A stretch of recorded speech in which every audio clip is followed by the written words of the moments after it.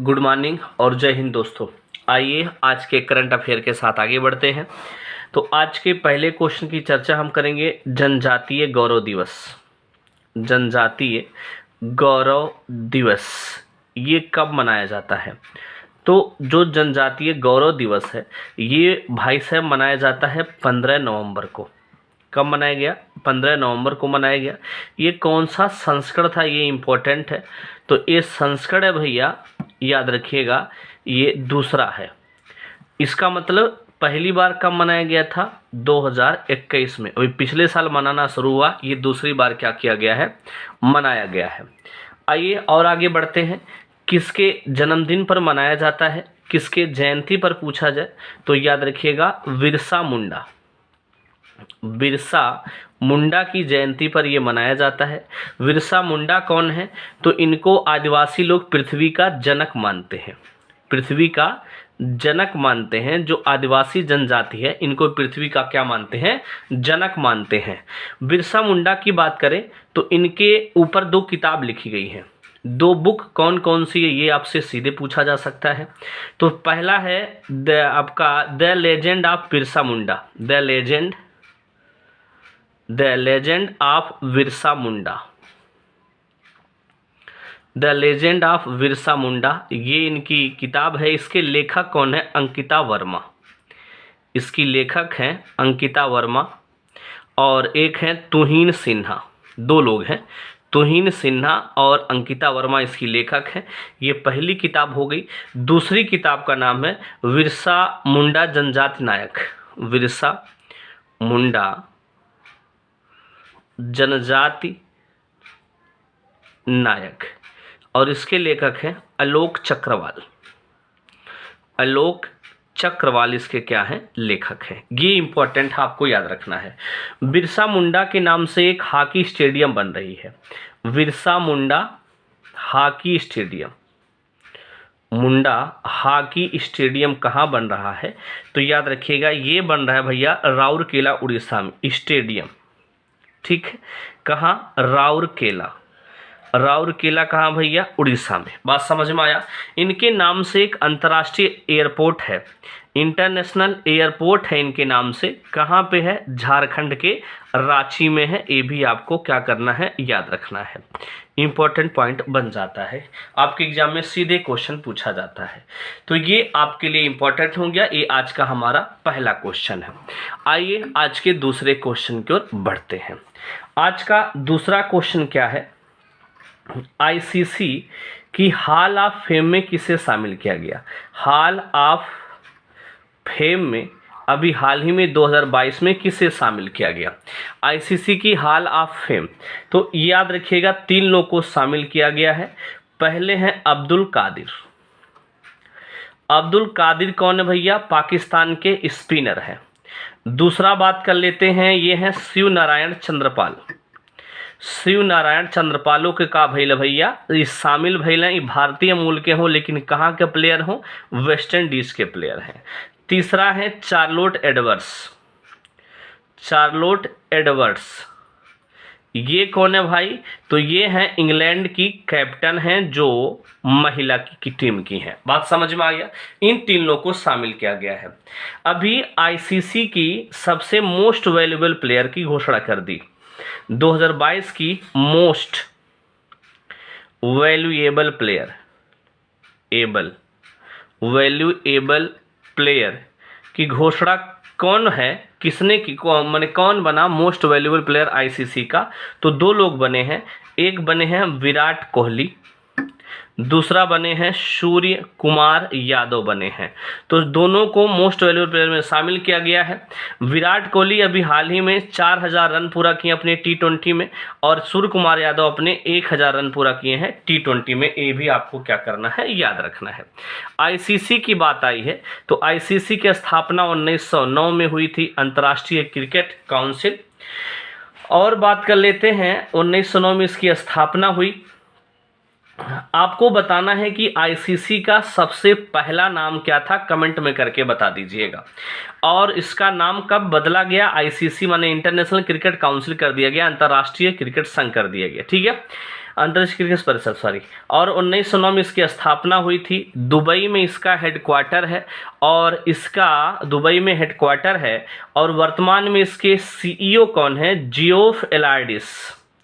Geoff एलार्डिस वर्तमान में इसके सीईओ हैं और ये कहाँ के हैं? ऑस्ट्रेलिया के हैं। इसके वर्तमान में अध्यक्ष कौन है? अभी बढ़ा दिया गया इनका कार्यकाल 2 वर्ष के लिए।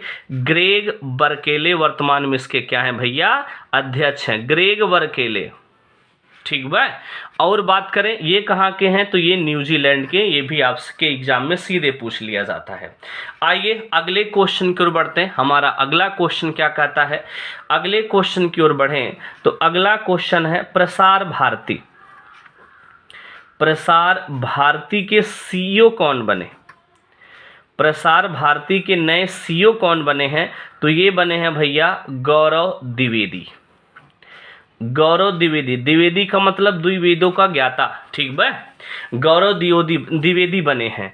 अब प्रसार भारती में कौन कौन से चैनल आते हैं भाई? तो एक थी दूरदर्शन आवाला और एक थी आवाला हो आकाशवाणी। ये है आकाशवाणी का लखनऊ चैनल, ये सब सुना नहीं? तो दूरदर्शन और आकाशवाणी। इसकी स्थापना कब हुई थी ये आप कमेंट में करके थोड़ा हमें बता दीजिएगा। चला बताए का करे थी पूछी ले रही। 1997 में इसकी स्थापना हुई थी। हेडक्वार्टर कहाँ है भैया? नई दिल्ली में इसका क्या है? हेडक्वार्टर है। ये आपको क्या करना है? याद रखना है। आइए अगले क्वेश्चन की ओर बढ़ते हैं, कुछ चर्चा और कर लेते हैं। अगला क्वेश्चन क्या है? अगले क्वेश्चन की ओर बढ़ें। ये थोड़ा सा स्पेस ही है, यहीं लावा निपटाई दिए इनके। ये यहाँ देखिए अगला क्वेश्चन हमारा है 53वां सत्यजीत रे। 53वां सत्यजीत रे लाइफ टाइम अचीवमेंट अवार्ड किसे मिला? अवार्ड किसे मिला? 53वां लाइफ टाइम अचीवमेंट अवार्ड किसे मिला? तो ये भैया स्पेन के एक निर्देशक हो, नाम हो कार्लोस सौरा। कार्लोस सौरा ये स्पेन के क्या हैं? स्पेन के निर्देशक हैं, डायरेक्टर हैं। इनको मिला है 53वां सत्यजीत रे लाइफ टाइम अचीवमेंट अवार्ड। ये इम्पोर्टेंट हो गया। अब काहे मिलल है? क्योंकि 53वां भारतीय अंतर्राष्ट्रीय फिल्म महोत्सव का आयोजन किया जा रहा है। कहाँ भैया? गोवा में। पूछ ले कि 53वां भारतीय अंतर्राष्ट्रीय फिल्म महोत्सव का आयोजन कहाँ होत बा? गोवा में होत बा। कहाँ भैया? गोवा में होत बा। और इनमें फोकस देश के हो भाई? फोकस देश कौन सा है? तो आपको ये इंपॉर्टेंट रख रहा है कि फोकस देश कौन सा है? फ्रांस है। बात समझ में आ गया? गोवा की बात आई है। आइए गोवा की बात आई है तो गोवा को भी हम लोग निपटा लेते हैं। गोवा के लिए इंपॉर्टेंट क्वेश्चन क्या क्या बन सकता है? आइए अभी गोवा की सरकार ने क्या शुरू किया भैया? गोवा की सरकार ने क्या शुरू किया है? गोवा की सरकार ने शुरू किया है मुख्यमंत्री देवदर्शन यात्रा योजना। मुख्यमंत्री देवदर्शन यात्रा योजना शुरू की है। ये लाइन आपके लिए इम्पोर्टेंट हो जाता है। और बात कर लेते हैं गोवा की राजधानी का है भैया? पणजी है। का है? पणजी है। गोवा की बात करें, गोवा मुक्ति दिवस कब मनाया जाता है? मुक्ति दिवस कब मनाया जाता है? तो 19 दिसंबर को गोवा मुक्ति दिवस मनाया जाता है। 1961 में गोवा क्या बना था? केंद्र शासित प्रदेश बना था। 1961 में ये केंद्र शासित बना और 1987 में पूर्ण राज्य बन गया था। कौन? गोवा। 1987 में पूर्ण राज्य का दर्जा प्राप्त हो गया था गोवा को। ये पॉइंट आपको क्या करना है? याद रखना है। गोवा किसका उपनिवेश था? पुर्तगालियों का उपनिवेश था। किसके अधीन था? पुर्तगाल के अधीन था। ये भी आपको क्या करना? याद रखना। एक समान नागरिक संहिता कौन किस राज्य में? मात्र एक ऐसा राज्य जिसमें एक समान नागरिक संहिता है। एक समान नागरिक संहिता वाला राज्य पूछा गया एग्जाम में, तो क्या बताएंगे? गोवा है। मात्र एक राज्य ऐसा है जिसमें एक समान नागरिक संहिता है। आइए और आगे बढ़ते हैं, अगले क्वेश्चन की ओर बढ़ते हैं। अगला क्वेश्चन क्या है अपना? अगला क्वेश्चन है गूगल का जो डूडल है, गूगल 2022 भारत के लिए Google doodle GOOGL Google doodle विजेता कौन है? गूगल डूडल विजेता कौन है? तो याद रखिएगा ये है श्लोक मुखर्जी।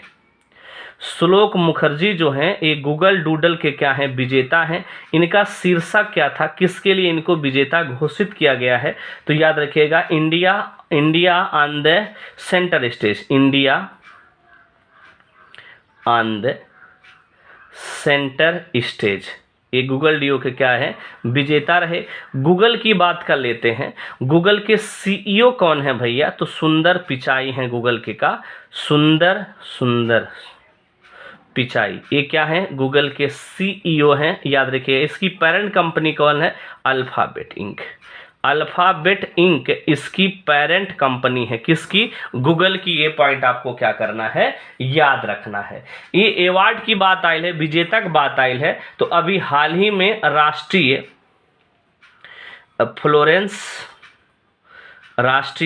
फ्लोरेंस नाइटिंगेल अवार्ड 2021 वाला 22 में दिहल गई है। किसको सम्मानित किया गया? तो राष्ट्रीय फ्लोरेंस नाइटिंगेल अवार्ड किसे सम्मानित किया गया? तो उत्तराखंड की 2 नर्स है, उत्तराखंड कुमायूं में 2 नर्स हैं। एक का नाम है शशिकला माने नर्सिंग क्षेत्र में अपने आत्मसमर्पण के लिए इनको दिया गया है शशिकला, और एक जन का नाम है गंगा जोशी। इनको मिला है राष्ट्रीय फ्लोरेंस नाइटिंगेल अवार्ड मिला है। ये पॉइंट आपके लिए इम्पोर्टेंट हो जाता है। और बात कर लें, एक अवार्ड लगे हाथ यहीं और उन्हों की निपटाई दी हो। अरे का ना है इंडिया एग्री बिजनेस अवार्ड। हाँ, इंडिया एग्री बिजनेस अवार्ड 2022 किसे मिला? माने खेती बाड़ी में सबसे अच्छा काम के कैले है? तो वो किया है भाई राष्ट्रीय मत्स्य विकास बोर्ड, जिसे शार्ट में कहा जाता है NFDB, national fish development board ने। ये कहाँ पे है भैया? हैदराबाद में है। सर्वश्रेष्ठ कृषि व्यवसाय पुरस्कार है। इंडिया एग्री बिजनेस अवार्ड जो है सर्वश्रेष्ठ कृषि बिजनेस पुरस्कार है, और ये किसे मिला है? राष्ट्रीय मत्स्य बोर्ड को मिला है। और राष्ट्रीय मत्स्य बोर्ड कहाँ पे भैया? हैदराबाद में है। ये पॉइंट आपको क्या करना है? याद रखना है। अभी हाल ही में एक जिनके निधन भइल है, उनका का ना हो देखला। तो अभी हाल ही में महेंद्र कुमार का, किनका? महेंद्र कुमार शर्मा का क्या हो गया? निधन हो गया। इनका क्या हो गया? निधन हो गया। ये कितने वर्ष के थे? मात्र 75 साल के थे। कौन? महेंद्र कुमार शर्मा। इनका निधन हो गया। क्या थे ये? तो ये क्रिकेटर थे। का थे?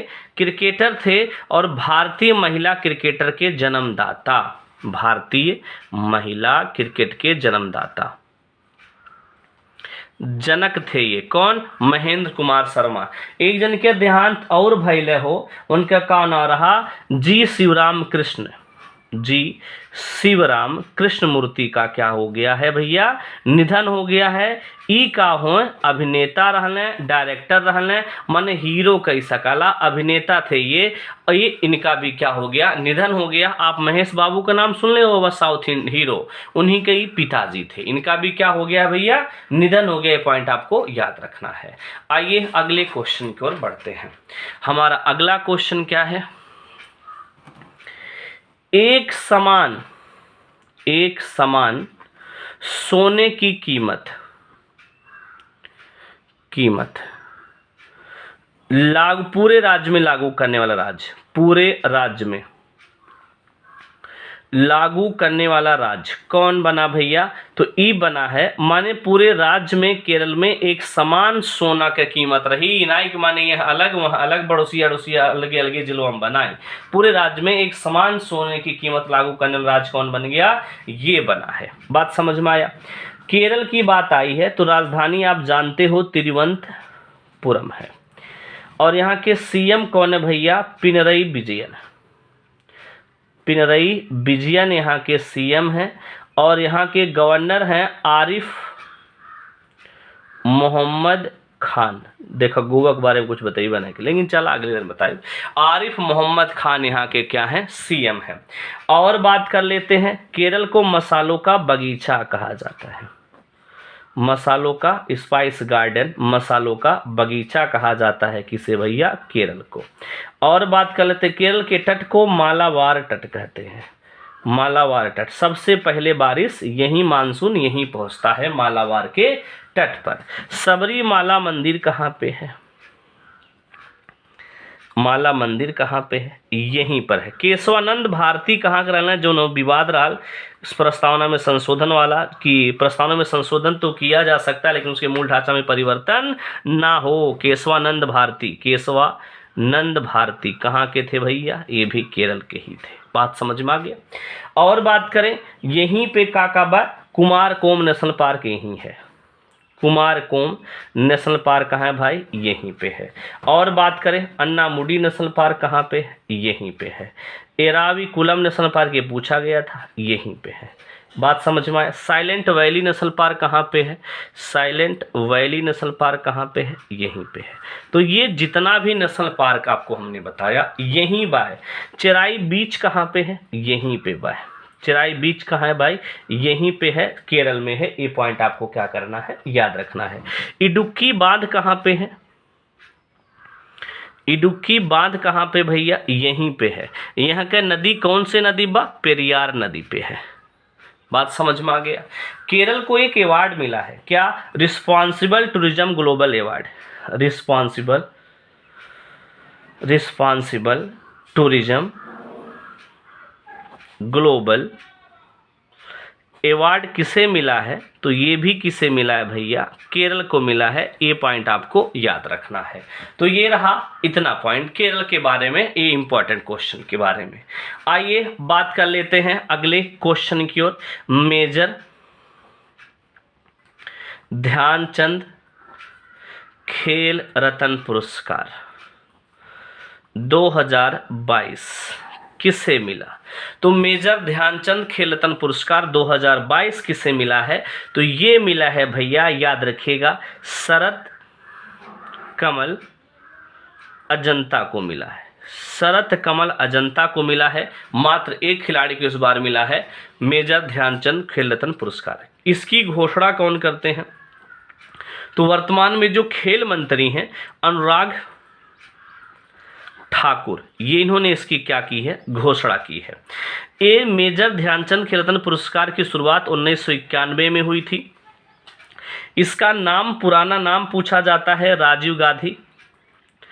राजीव गांधी खेल रत्न पुरस्कार इसका पुराना नाम था। बात समझ में आ गया। और याद रखिएगा, और पहली बार किसे मिला था? 1991-92 में विश्वनाथ आनंद को, जो भारत के पहले ग्रैंड मास्टर से विश्वनाथ आनंद को मिला है। ठीक है।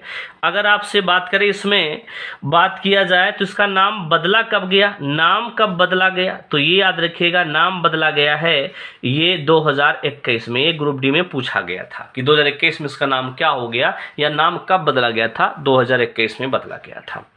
और बात कर लेते हैं यहाँ के बारे में, इसमें कितना राशि मिलती है, कितना पुरस्कार मिलता है? तो याद रखिएगा 25 लाख रुपए इसमें मिलते हैं। इस बार मात्र एक खिलाड़ी को मिला है। अगले वीडियो में आपको हम अर्जुन अवार्ड के बारे में बताएंगे और द्रोणाचार्य अवार्ड के बारे में बताएंगे, जो आपके लिए इंपॉर्टेंट होगा। तो और क्यों मिलता है मेजर ध्यानचंद खेल रत्न पुरस्कार? जो पिछले 4 वर्ष में खेल में अच्छा खासा प्रदर्शन करेगा लगातार, उन्हीं को ये अवार्ड दिया जाता है। तो ये रहा आज का हमारा करंट अफेयर। अगर आपको ये वीडियो पसंद आई हो तो प्लीज़ लाइक, शेयर, सब्सक्राइब कीजिएगा। थैंक यू, धन्यवाद दोस्तों।